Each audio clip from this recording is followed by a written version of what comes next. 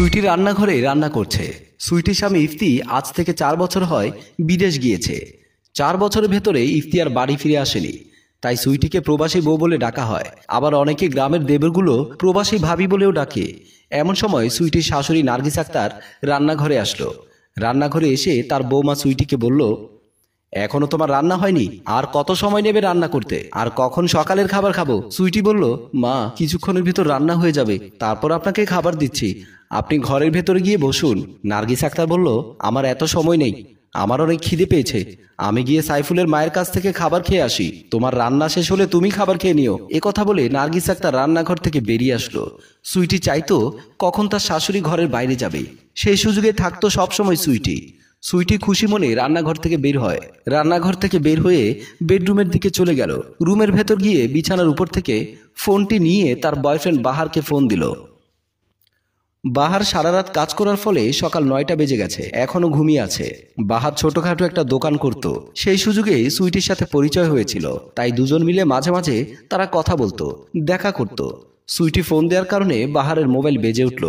Mobile বাজার শব্দ পেয়ে বাহারের ঘুম ভেঙে গেল, আর ঘুম ভেঙে দেখতে পেল তার গার্লফ্রেন্ড সুইটি ফোন করেছে। বাহার ফোনটি ধরে মুচকি একটা হাসি দিয়ে বলল, আজকে সকালে তোমার ফোন পেয়ে আমার ঘুম ভেঙেছে, তার মানে আজকে আমার দিনটা ভালো যাবে।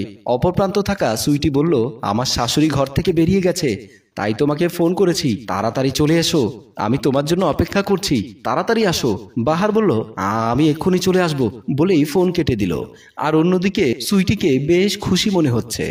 আমার 10,000 টাকা খুবই প্রয়োজন ছিল, টাকাটা কোথাও খুঁজে পাচ্ছি না, তোমার কাছে যদি টাকা থাকে আমায় কিছু টাকা দেবে? সুইটি বলল, আমার স্বামী টাকা পাঠিয়েছে, আমার কাছে টাকা আছে, আমি তোমাকে টাকা দিচ্ছি। কথা বলে বালিশের নিচ থেকে টাকা বের করে বাহারের হাতে দিল, আর বাহার টাকাগুলো নিয়ে খুশি হয়ে খাট থেকে নেমে গেল। সুইটি খাটের উপরে খুশি হয়ে বসে রইল। অন্যদিকে দেখা যাচ্ছে সুইটি তার ব্লাউজ বানানোর জন্য দর্জিকে বাড়িতে ডেকে নিয়ে এসেছে। সুইটি আশা করেছে সে নতুন শাড়ি পরে বাহারের সাথে ঘুরতে যাবে, তার আগে ব্লাউজটা ছিঁড়ে গিয়েছে, তাই নতুন ব্লাউজ বানানোর জন্য দর্জিকে বাড়িতে নিয়ে এসেছে। সুইটি একটা ব্যাগে কিছু কাপড় দর্জিকে দিয়ে বলল, এখানে 2টো ব্লাউজের কাপড় আছে, কাপড়গুলো দিয়ে ব্লাউজ বানাতে হবে। নিলয় সবসময় সুইটির কাপড় বানিয়ে দিত, ধরতে গেলে পারিবারিক দর্জি বললেই চলে। দর্জি নিলয় বলল, চিন্তা করবেন না, আমি অনেক সুন্দর করে ব্লাউজ বানিয়ে দেব, আপনি শুধু আমাকে একদিন সময় দিন। সুইটি বলল, আমার হাতে একদিন সময় নেই, তুমি আজ বিকেলে এসে আমাকে দিয়ে যেও, আমি একটু ঘুরতে যাব। নিলয় বলল, একদিনে ব্লাউজ বানানো যদিও আমার জন্য একটু কষ্ট হয়, আপনি তো জানেন আমার দোকানে অনেক কাস্টমার, তবুও আমি বিকেলে আপনার কাজটা করে দিয়ে যাব। তারপর কাপড়গুলো নিয়ে নিলয় ঘর থেকে বেরিয়ে আসলো। এদিকে সুইটির শাশুড়ি নার্গিস আক্তার ঘরের ভেতরে বসে বসে একা একাই কথা বলছে। এমন সময় ঘরের ভেতর আসলো মোমেন সাহেব। মোমেন সাহেবকে দেখে আরো বেশি কথা বলে যাচ্ছে। মোমেন সাহেব সবকিছু মেনে নিচ্ছে।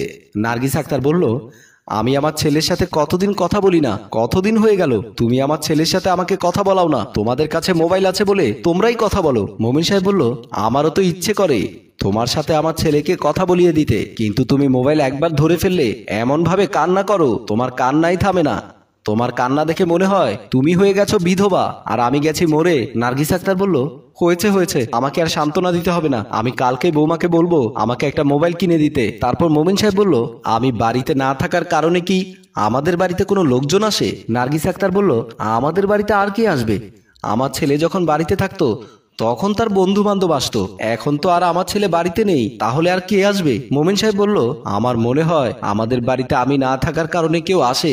নার্গিস আক্তার চুপ করে তাকিয়ে রইল, চোখ বড় বড় করে মোমেন সাহেবের দিকে।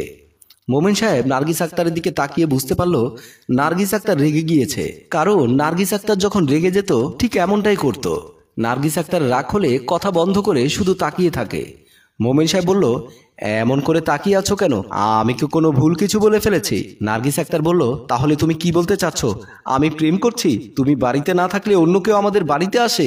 এই বয়সে আমি তার সাথে প্রেম করে যাচ্ছি, আমি তোমাকে রেখে তার হাত ধরে পালিয়ে যাব? মোমেন সাহেব বুঝতে পারলো আজকে হয়তো কুরুক্ষেত্র হয়ে যাবে। নার্গিস আক্তার রেগে গেছে। মোমেন সাহেব হঠাৎ করে পেট ব্যথার ভান করলো, বলতে লাগলো, আমার হঠাৎ করে অনেক পেট ব্যথা করছে, আমার মনে হয় আজকে রাতে চলে যেতে হবে উপরে, আমাকে ওই উপরওয়ালা ডাকছে। এই বলে মোমেন সাহেব কান্না শুরু করলো। মোমেন সাহেবের কান্না দেখে নার্গিস কান্না করা শুরু করে দিল।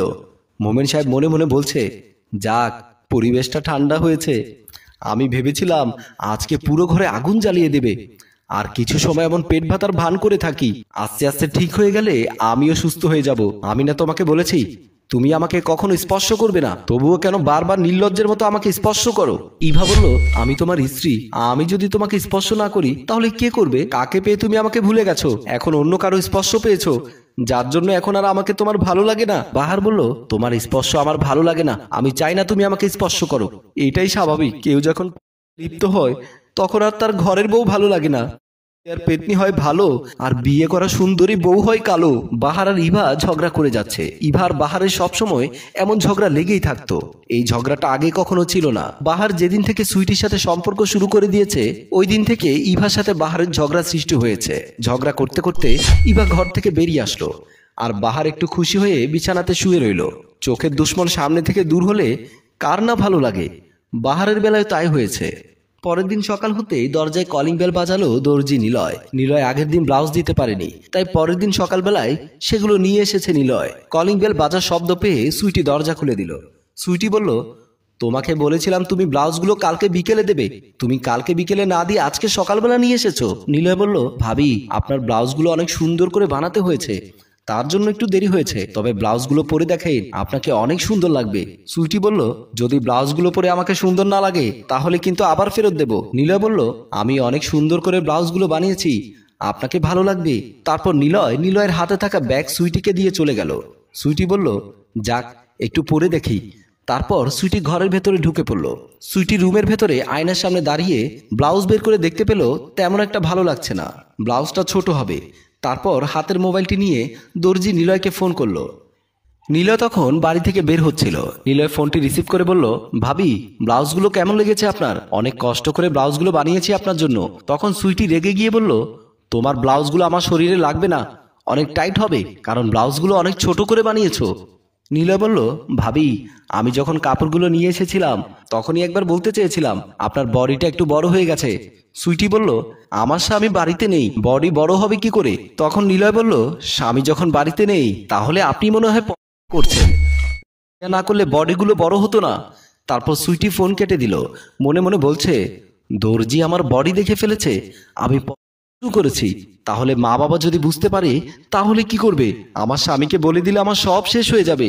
সম্মানিত ভিউয়ার্স, গল্পটি কাল্পনিক, যদি কারো জীবনের সাথে মিলে যায় আমরা দায়ী নই। গল্পটি যদি আপনাদের ভালো লেগে থাকে লাইক কমেন্ট শেয়ার করে আমাদের সাথেই থাকুন। ধন্যবাদ।